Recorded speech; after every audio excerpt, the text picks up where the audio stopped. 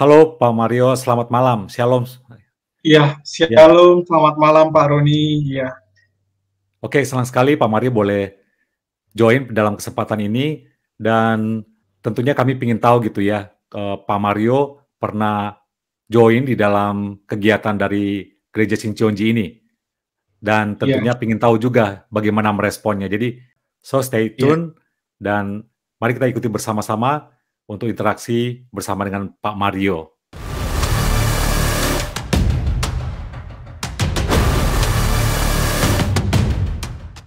Awal mulanya join dengan Shincheonji gitu ya, gereja Shincheonji, ada yang Iya. menyebutnya Shionji gitu ya. Itu seperti apa Pak? Jadi langsung aja. Iya. Baik, terima kasih Pak Roni. Jadi kalau gereja Shincheonji ini kan mereka saat ini di Indonesia menamakan dirinya Bait Suci Kemah Kesaksian ya. Dan Oh awal gitu. mula saya eh, diajak oleh salah seorang teman saya, teman sepelayanan saya. Kebetulan saya melayani di salah satu gereja di Yogyakarta, dan teman saya ini ngajak, "Eh, ayo kamu mau nggak ikut belajar Alkitab gratis?" Saya bilang, "Oh mau banget kalau gratis." Saya bilang, "Nggak apa-apa, saya seneng malah." Lalu saya bilang, "Kapan gitu? Nanti dia akan memperkenalkan kepada temannya yang lain gitu, yang kalau di dalam struktur mereka itu dia gurunya gitu. Nah, setelah itu saya kemudian diajak di chat lewat WhatsApp ya oleh gurunya ini, kemudian dia membuat suatu grup. Saya bilang, "Oh iya, oke." Setelah saya menyetujui ikut kelas mereka, mereka membuat satu grup, dan di dalam satu grup WhatsApp itu ada 3 orang, saya, kemudian yang si gurunya ini yang ngajak saya, dan salah satu lagi ini adalah seperti trainernya di bawah gurunya ini. Jadi, kalau saya melihat sih mereka sistemnya juga itu seperti multi level marketing ya. Jadi Oh gitu, ada MLM ya. standar-standarnya. Betul, iya. Dan ya, saya pertama kali diajak itu sekitar pertengahan bulan April tahun 2021. Oh, tahun lalu berarti Pak ya, pas. Iya, pertengahan April tahun 2021. Berapa lama Dan mengikuti kegiatan bersama mereka Pak, bareng mereka? ya, saya mengikutinya mulai dari pertengahan April 2021 itu sampai materi terakhir masih saya ini ada di catatan saya ya. Saya catat semua. Itu materi terakhir saya dapat tanggal 24 Juni tahun 2021. Itu di bab yang ke-12 tentang kelaparan dalam kurung makanan ya. Jadi itu bab mereka yang ke-12 karena mereka ini ada tingkatannya. Pertama kita di mentor dulu, privacy gitu, apa pribadi secara pribadi, dan nanti kalau saya pernah tanya, setelah kita sudah mantap, kita akan digabungkan dengan teman-teman yang lain di dalam suatu grup, yang mereka nanti akan fokus pengajarannya kepada kitab Wahyu. Nah, Pak Mario Ya, mengikuti kegiatan mereka itu melalui apa? Melalui Zoom atau seperti apa lagi ya, saya kegiatannya? hanya melalui Zoom ya, tapi kalau grupnya itu kita berkoordinasi di WhatsApp. Jadi ketika saya sudah mengikuti kegiatan mereka Zoom, mereka meminta saya membuat seperti resume, ya resume atau review dari pembelajaran yang saya ikuti, dan resumenya itu saya harus kirimkan di grup WhatsApp. Jadi ringkasan seperti itu. Jadi mereka bisa mengetahui tingkat pemahaman saya seperti sejauh mana seperti itu. Itu resumenya itu dikirimkan seminggu berapa kali, Pak? Sekali apa beberapa kali? Oh, jadi dalam 1 minggu itu kami kesepakatan mengadakan pertemuan via Zoom itu 3 kali. Jadi Oh, 3 dalam kali. ya setiap habis pertemuan harus resumnya itu paling lambat sebelum pertemuan berikutnya sudah dikirim. Jadi ya dalam seminggu itu 3 kali pertemuan ya, 3 kali resume yang harus dikirimkan. Oke, baik. Jadi sebenarnya sangat ketat juga ya, disiplin gitu ya, dan Iya, saya lihat Bapak bisa dengan tekun juga. Nah, iya, ceritanya gimana bisa mulai mendeteksi dan bagaimana Bapak merespon gitu ya, ketika ya mulai mengetahui lebih dalam gitu, intinya sudah mulai masuk gitu ya ke dalam ajaran ini? iya. Jadi pada suatu waktu saya lupa ya materinya di bab berapa, tapi itu di bab terakhir saya ngikutin itu bab 12. Tetapi sebelum sampai di bab 12 itu ada beberapa bab, entah bab 10 atau bab 9 yang di situ saya mulai agak mempertanyakan materi yang disampaikan oleh si trainernya ini. Dan saya juga sempat menanyakan di grupnya agar dibaca oleh uh, yang di atasnya dia ini, ya, yang mengajak saya itu. Jadi dibilang bahwa hal itu akan dibahas di Zoom pertemuan selanjutnya gitu. Tapi dari situ saya mendapatkan jawaban yang kurang kurang pas begitu ya. Saat itu materi yang dibahas adalah mengenai Tritunggal. Nah, kebetulan saya memang secara alkitabiah kita tidak mengenal atau kita tidak tertulis Tritunggal secara langsung, tetapi Tuhan Yesus pernah berkata kepada murid-muridnya sebelum dia naik ke surga untuk Ya, membaptis uh, setiap orang dalam nama Bapa, Putra, dan Roh Kudus. Roh Konsep Kudus ya. inilah yang saya percayai sebagai konsep Tritunggal. Dan hal ini tidak di tidak trainernya itu dia tidak mempercayai hal tersebut. Secara gamblang dan jelas dia menjelaskan ke saya, oh mohon maaf Pak Mario, saya tidak sependapat atau tidak sepaham bahwa konsep Tritunggal itu ada, itu hanya buatan manusia saja dan itu Jawabannya tidak seperti itu ada. ya? Betul, jawabannya seperti itu. Walaupun saya sudah menyampaikan bahwa ini ayatnya ada di sini, bahwa Tuhan Yesus sendiri pernah berkata begitu, tapi dia bilang, oh enggak, itu hanya konsep manusia. Gambarannya sih dia tidak bisa menjelaskan secara detail, tetapi saat itu yang saya tangkap memang dia mengatakan dia tidak percaya dengan Tritunggal. Jadi yang dia percaya hanya uh, Tuhan Yesus gitu. Itu yang dia katakan. Nah, kemudian seiring jalan sampailah kami di bab yang terakhir, di bab yang ke-12 itu. Di sana kami membahas tentang kelaparan, ya. Kelaparan itu kita materinya diambil dari Matius 24 ayat 6 dan 7 ya, mendekati akhir zaman itu akan ada kelaparan, peperangan, dan sebagainya. Dan kemudian di bahan lanjutannya itu ada selain kelaparan secara jasmani, ada juga kelaparan secara rohani. Nah, kemudian masuk, tiba pada saat si trainer ini mengatakan bahwa Yesus menubuatkan akan ada sosok yang mengakhiri kelaparan itu sendiri. Dan ayat itu diambil dari Matius 24 ayat 45 ya. Saya akan baca Matius 24 ayat Iya. 45. Firman Tuhan berkata, "Siapakah hamba yang setia dan bijaksana yang diangkat oleh tuannya atas orang-orangnya untuk memberikan mereka makanan pada waktunya." Nah, dari sini kemudian berlanjut ke ini sudah ada gambaran bahwa dia akan membawa saya kepada sosok itu. Siapa sosok itu? Ya, dalam hal ini nanti akan saya jelaskan. Kemudian dia kembali menjelaskan dari Yohanes 16 ayat yang ketujuh.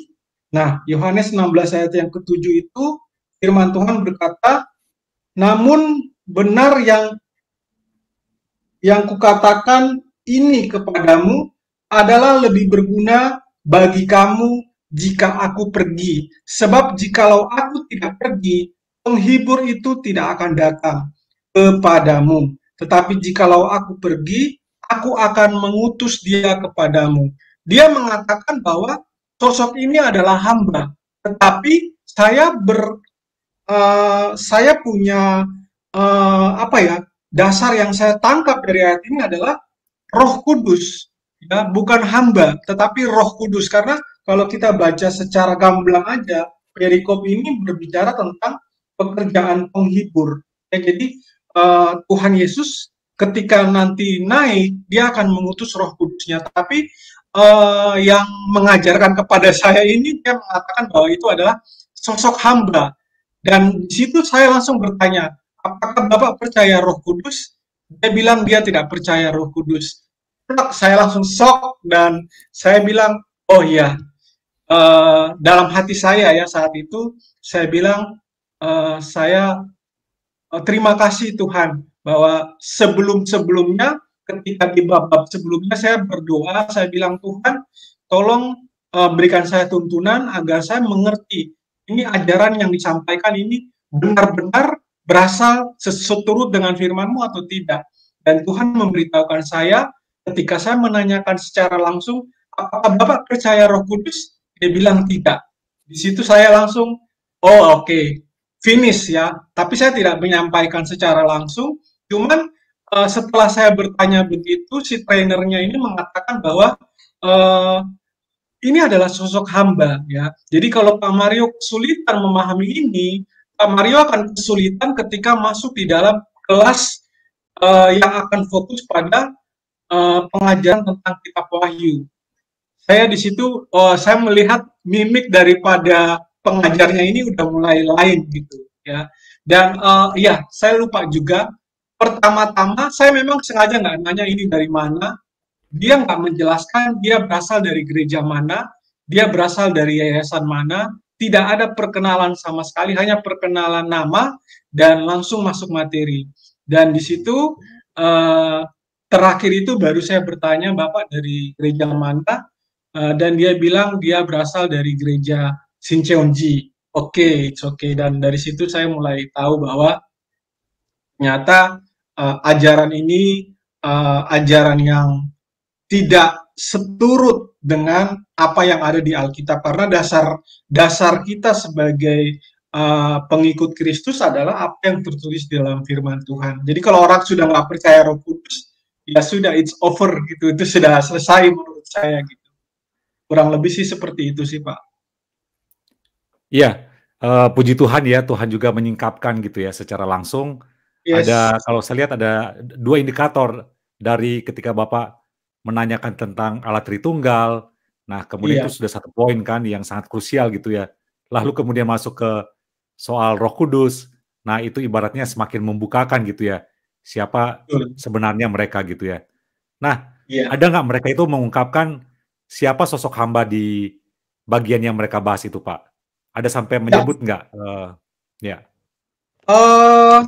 Ada, Pak. Jadi mereka trainer ini sempat membawa saya ke kitab Wahyu dan di sana dikatakan bahwa kitab Wahyu ayat yang pertama dikatakan inilah wahyu Yesus Kristus yang dikaruniakan Allah kepadanya supaya ditunjukkan kepada hamba-hambanya apa yang harus segera terjadi. Jadi dari konsep ini mereka ingin menggiring saya kepada sosok seseorang yang menerima perwahyuan daripada Tuhan Yesus Kristus itu sebagai Yohanes baru, ya, yang saya tangkap dari yang apa disampaikan oleh pengajarnya bahwa Yohanes baru itu adalah sosok daripada pemimpin mereka.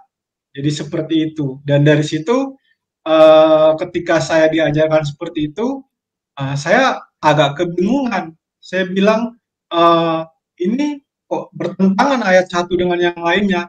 Dan memang kalau kita saya melihat secara penyampaian materinya, mereka suka melompat-lompat.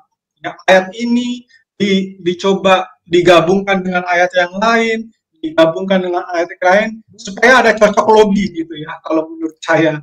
Tapi padahal sebenarnya, iya itu cuman sekedar apa buat menggiring kita agar sebenarnya kita percaya bahwa ada sosok yang akan datang, ya. Kalau kita percaya kan Tuhan Yesus adalah inkarnasi.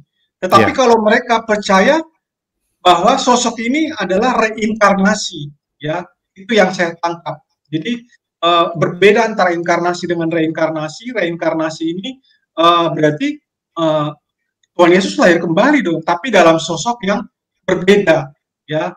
Dan ya saya itu bingung. Mereka mau menggiring saya ke Yohanes baru atau ke Mesias yang baru. Nah, itu yang saya bingungnya di situ. Kurang lebih sih ya, seperti itu sih, ya. nyambung Pak Mario. Jadi saya juga memang membaca komen-komen dari komentator itu di video gitu ya. Jadi mereka mengatakan Iya, kami belajar atau diajarkan tentang sosok Yohanes baru dan begitu diajarkan seperti itu mereka langsung merasa kurang sreg gitu ya. Orang-orang iya, yang betul. akhirnya mereka secara cerdas melihat, wah ini ada something yang kayaknya udah nggak benar. Nah, jadi ini nyambung. Ya, Ternyata pengajaran tentang Yohanes baru itu jadi dasar pengajaran mereka juga gitu ya yang mereka iya, ajarkan itu di bab betul. keberapa Pak baru dikenalkan sosok ini? Saya lupa ya, tapi itu masih di bab-bab sekitar bab 8 apa 9 gitu. Saya tidak ingat secara langsung sih, apa, Berarti lumayan saya juga ya tinggalkan. Iya, baru mendapatkan pengajaran itu. Dan apakah mereka iya. langsung menyebut nama dari pemimpinnya saat ini tentang sosok Yohanes baru itu adalah pemimpin dari Gereja Sincionji saat ini? Nah, ini dia Pak. Saya pernah sempat coba mau menanyakan, apa maksudnya hambanya ini? Saya Ya, tanyakan sama trainernya, siapakah dia? Nah, apa jawaban daripada trainernya? Nanti kita akan bahas itu pada saat nanti kita sudah masuk di kelas yang baru. Jadi Pak Mario tidak usah takut, tenang aja kita akan bahas itu di kelas yang baru. Jadi dia tidak mengungkapkannya pada saat itu langsung, tapi dia mengatakan bahwa hal itu akan dibahas di kelas baru ya, kelas yang membahas khusus tentang Wahyu, kitab Wahyu. Seperti itu jawabannya sih. ya. Terus apakah Iya. Pak Mario sudah ngikutin kelas itu atau gimana? Oh, belum. Jadi sebenarnya saya tuh sudah tinggal satu dua bab lagi, saya finish dan masuk ke kelas itu. Tapi ketika saya mendengar bahwa Roh Kudus itu mereka tidak percaya, dari situ saya langsung berhenti.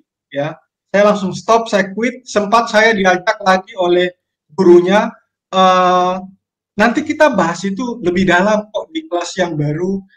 Kenapa Pak Mario nggak ikut lagi dulu aja? Saya bilang, mohon maaf ya, karena ini sudah bertentangan dengan apa yang tertulis di dalam firman Tuhan. Ya, jadi saya tidak bisa melanjutkan. Dan sampai sekarang pun saya masih terus diajak untuk mengikuti kelas mereka ya.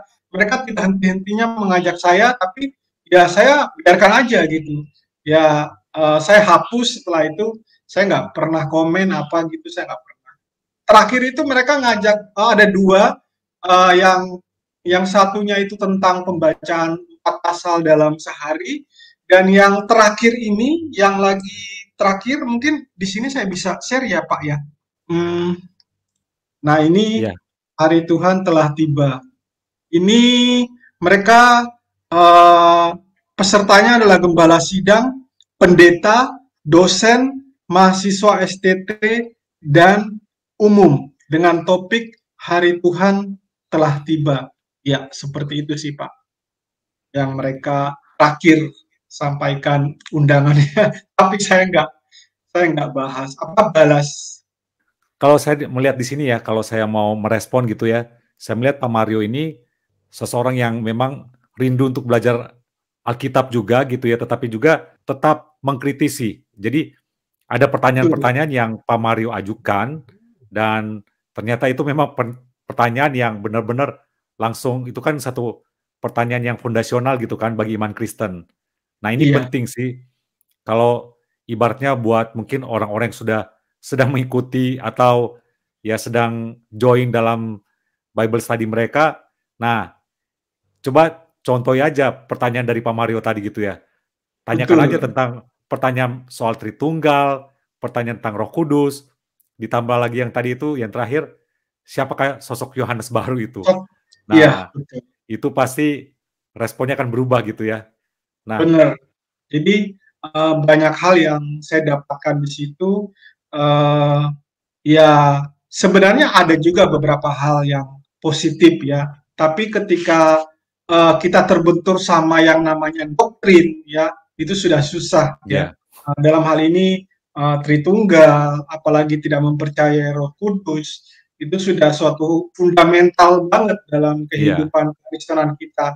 Kalau mereka tidak mempercayai itu, tentu, eee, ya sudah, mau mau bagaimana lagi ya. ya Itulah itu dasar-dasar kita, heeh. itu kan sudah harga mati gitu ya, nggak bisa lagi Betul, iya, dinego gitu kan. Iya, iya. betul. Ya oke, thank you Pak Mario untuk sharing-nya. Ya, Dan saya pikir mungkin ya masih ada lagi mungkin ya, saya juga pikir ada hal-hal mungkin yang kalau di dalam kesempatan ini nggak sempat terangkat lagi ya, nggak sempat terkuak lagi, ya mungkin kita masih bisa juga ketemu lagi gitu ya untuk membahas hal ini.